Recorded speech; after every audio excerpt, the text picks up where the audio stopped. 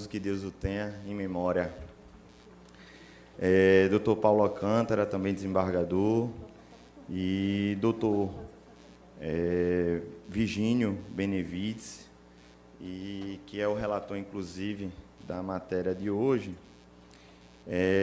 todos os serventuários, força policial que se encontra, terceirizados, colegas advogados, vocês são importantes para que essa máquina possa funcionar, mesmo que silenciosamente as vozes dos senhores ecoam nesta sessão. Trata-se, excelências, de Roberto Carlos Torres, motorista da empresa Globo Transporte, e há 11 anos, Roberto vem se dedicando na luta de direitos coletivos como representante de uma parte significativa dos trabalhadores de transporte estadual que lutam por melhorias tanto na qualidade de serviço para prestar um bom transporte público para a sociedade, bem como para a sua pauta interna, que seja a dos funcionários que são oriundos da categoria dos sindicatos trabalhadores em transportes rodoviários urbanos de passageiros do Recife e região metropolitana da Mata Sul e Norte de Pernambuco.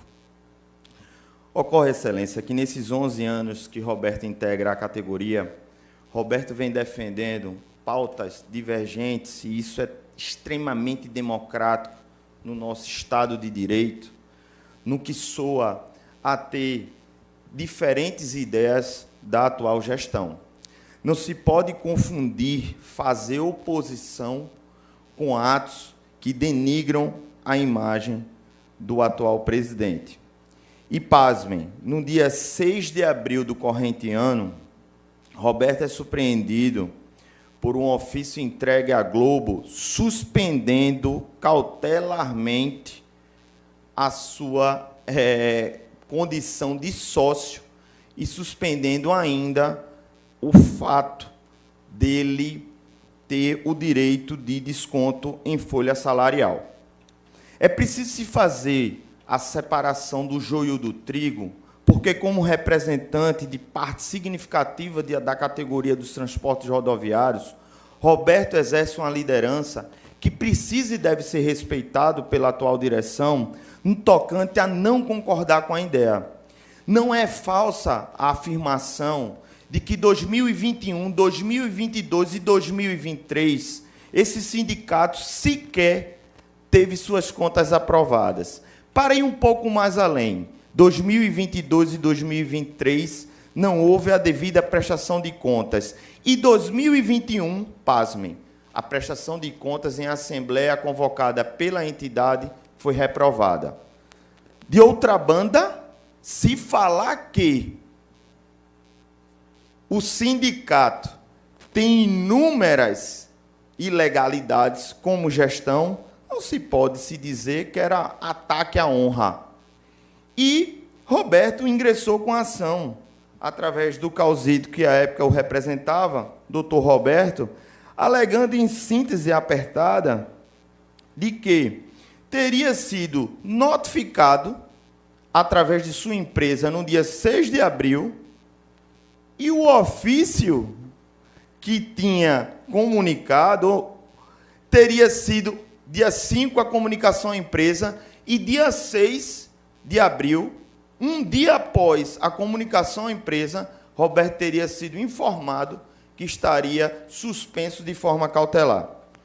Ora, eu já vi suspensão cautelar no processo penal, quando estudava ainda em faculdade, onde o réu, para não ficar preso, você aplica uma sanção cautelar.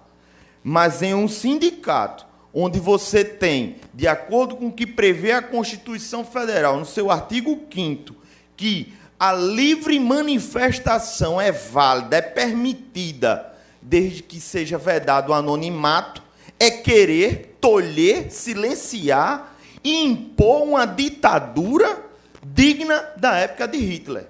Porque, se não se pode discordar da atual diretoria com pensamentos, com fatos, se chegou ao limite de que todos sindicalizados só devem, como obrigação e ter de direito, baixar a cabeça e não se opor a nenhuma ilegalidade ou discordância da sua administração. Sobre esse prisma, a acusação ela é mais pesada, porque em sua argumentação final, já nas contrarrazões, eu peço vênia aos eminentes desembargadores para ler o que foi dito, um trecho, e diz o seguinte: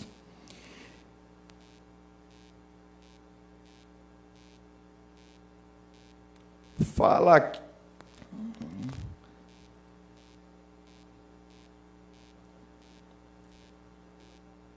Aqui, onde diz o seguinte aqui: usa o recorrente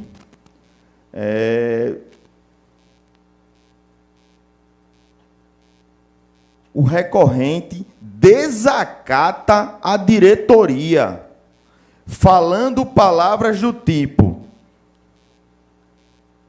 o gol que sumiu e não sabemos para onde foi, um ônibus que foi vendido, um patrimônio do nosso sindicato sem autorização da categoria, Aldo Lima aprontando com suas peripécias.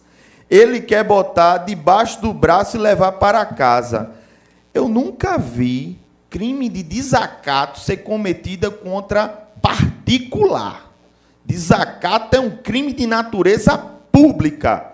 E eu questiono para o prisma maior de que dizem tanto que houve um excesso cometido que não há uma única ação de reparação por danos morais contra o autor da lide.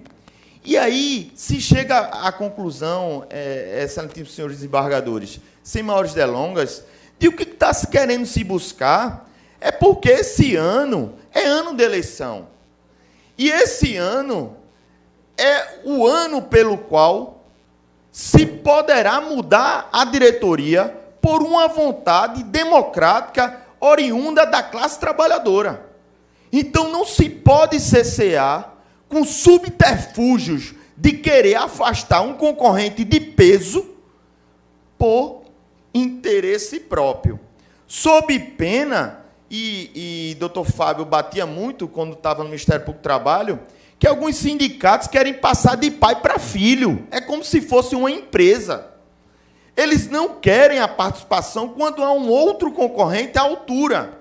E isso tem que ser, de toda forma, extirpada do nosso ordenamento jurídico. Por quê? Tem que participar pela livre concorrência e democracia, sob pena de, infelizmente, retroagirmos para uma época obscura, como diz o ministro Gilmar Mendes. Então, sem maiores delongas, Excelência, se pugna para que o recurso ordinário seja reconhecido, que os direitos sejam restabelecidos como forma democrática do processo eleitoral. E, nesse toar, se pugna, em sede de mérito, a condenação por parte da entidade classista aos honorários que foram fixados ou que sejam fixados por vossas excelências. É como se manifesta humildemente este causito. Muito obrigado pela atenção de vossas excelências. Obrigada.